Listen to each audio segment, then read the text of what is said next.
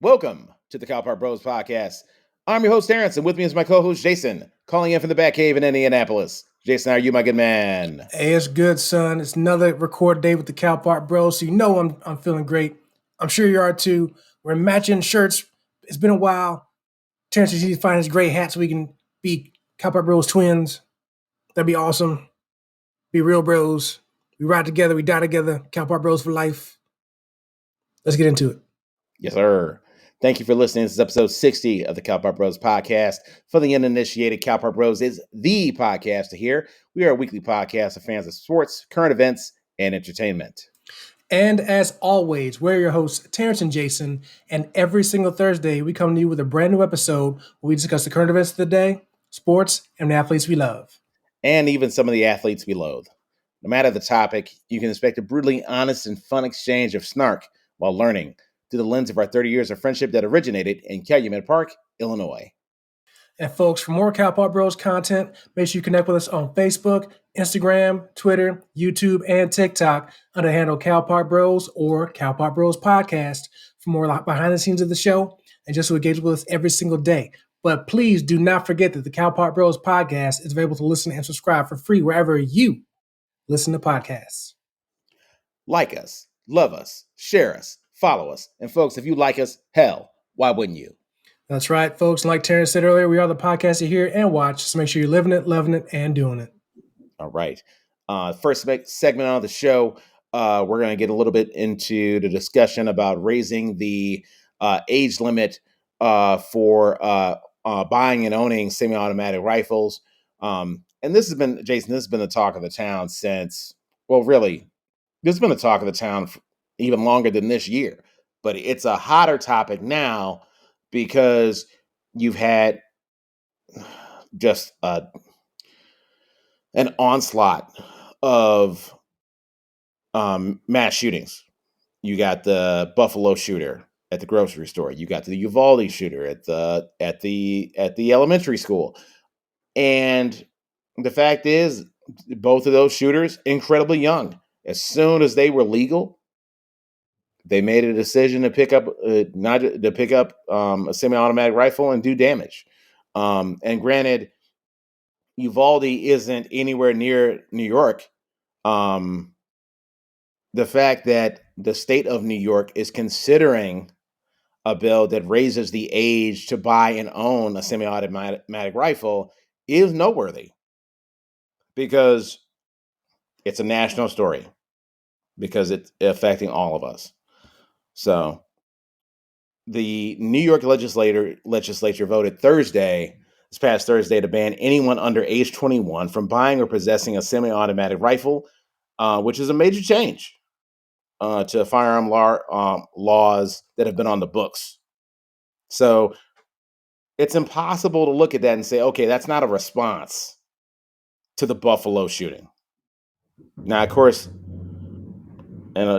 in a stat that's not going to surprise a lot of people, passed along party lines, 43-20. And in the Assembly, which is really the House of Reps, 102-47.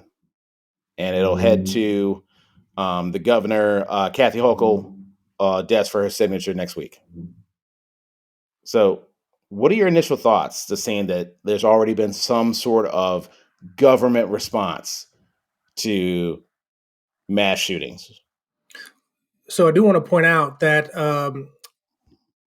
the governor's actually already signed this as of, I believe, yesterday. Okay. Good. So these are official state laws. I mean, the age limit was one. They enacted some other things which we'll talk about. But yeah, that's done, set in stone. It's happened. Yes, and definitely as a reaction to the Buffalo shooter, because one of the other things they enacted also was that civilians can no longer purchase bulletproof vests, which I believe the Buffalo shooter had one on. So they said, you know what, we're going to raise the age limit to 21 to buy a semi-automatic weapon anyway. Buffalo shooter, I believe, was 18, and then he had a vest on, so can't have vests. Some may say that it is a reactionary off of emotion, which is why it's probably not a good thing, again, in their opinion. But the fact that they also pushed through within 3 weeks after that that event goes to show that in some way, shape, or form, a governmental body can act and act quickly, even when it's I don't want to say time of emergency, but even when it's in response to an event like this. Again, obviously Buffalo shooter here. We can talk about Uvalde shootings in Iowa, Philadelphia now apparently as well. Same thing. Now, yes, I know that the governmental structure when it comes to making laws is way different at the state level, be it New York or otherwise, compared to the federal level. But still, this is an attempt to do something. And people may also say, well, it's not really going to stop anything from happening because of this, that, or the other. Okay, maybe true. But that's still not an excuse to do nothing. Just because, it wouldn't stop anything. Okay, well, doing nothing is better? No. And I find it quite interesting. And like I said, it's long party lines, but I find it quite interesting that on one level, basically 60, well, no, not one level, on both levels, 67 people decided, well, I'm not going to approve this. Like, other than the obvious of money and gun lobbies and stuff like that, what reason would you have to vote against that? I don't get that. Please explain that to me. Anybody, well, yeah, like yeah. If anybody from the New York, lawmaking system who voted against that wants to let us know something about why they voted against it, please feel free. Let us know. Do that. But to me, it's a start. It's better than nothing. Real quick, I'm gonna let you jump back in. The only thing that I say it falls short on is why stop it at semi-automatic weapons? Why make it nobody who's 18 can buy a gun at all, handgun or otherwise?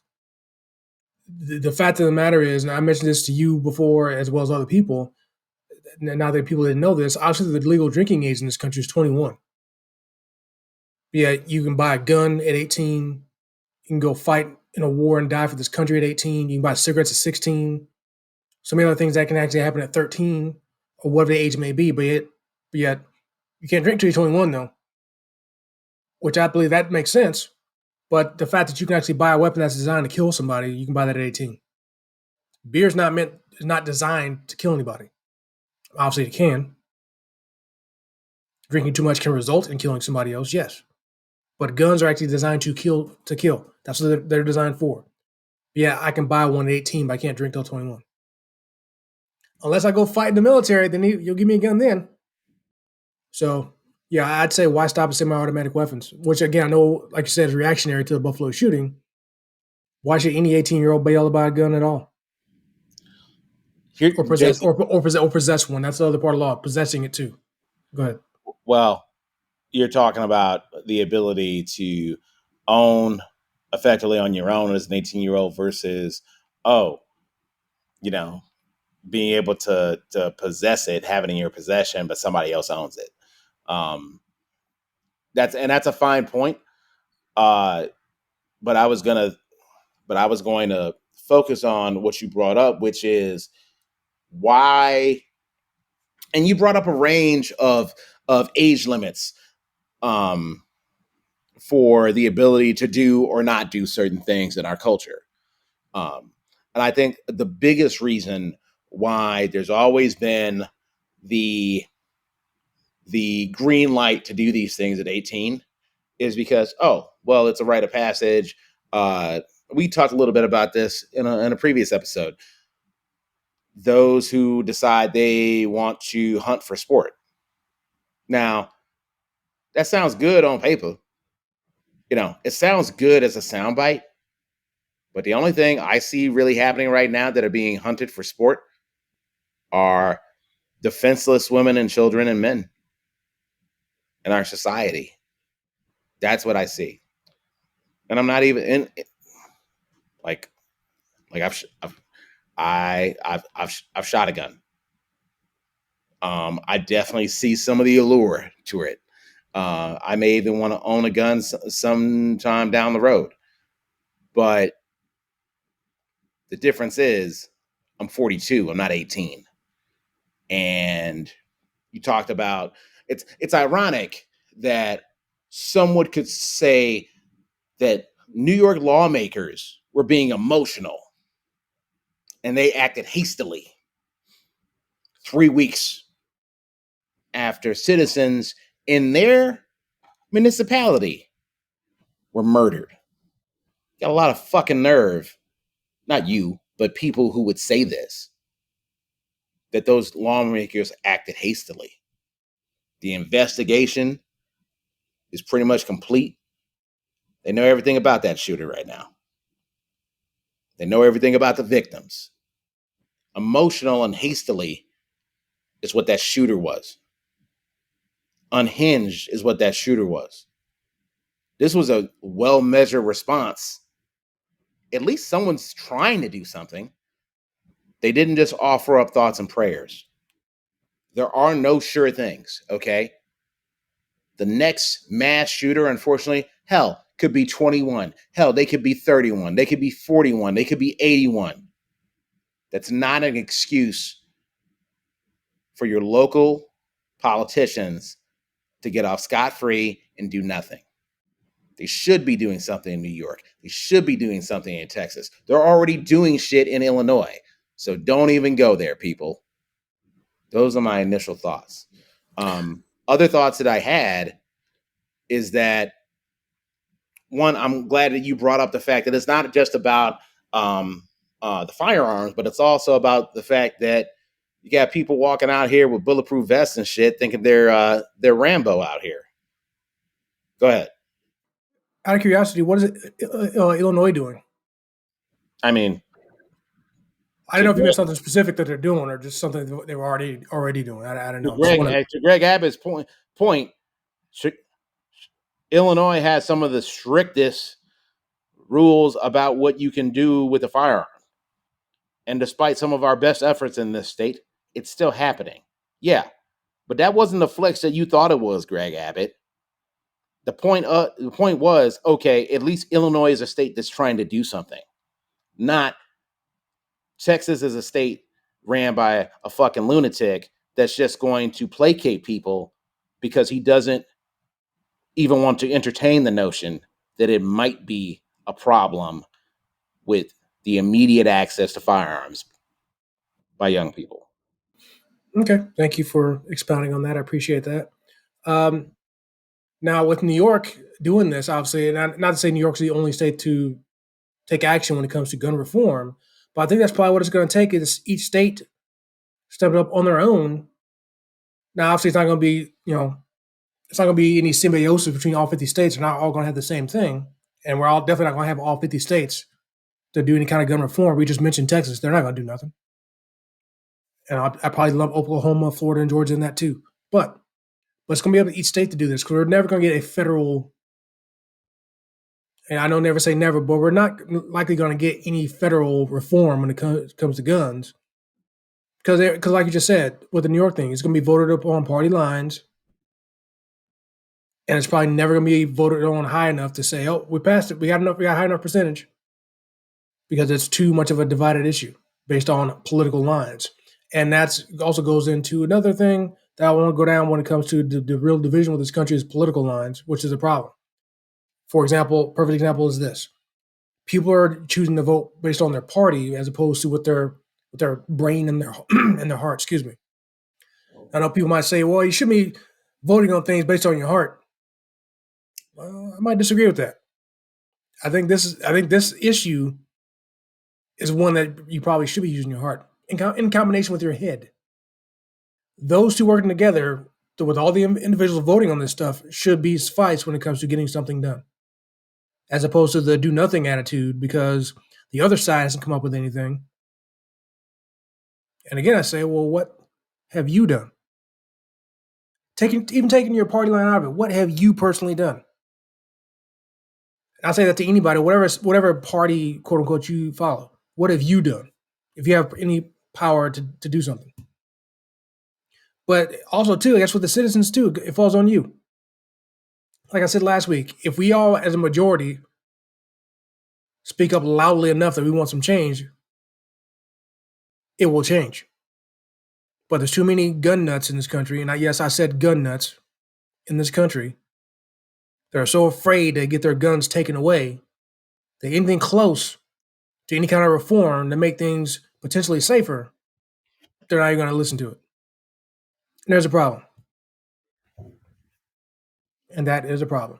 It's interesting too because New York also passed a law when it comes to um, new bullets have to be tracked in a certain way. They have to have some type of thing in them where they're tracked and make it easier for investigators to figure out the scene of a crime, things like that. So that's pretty cool too.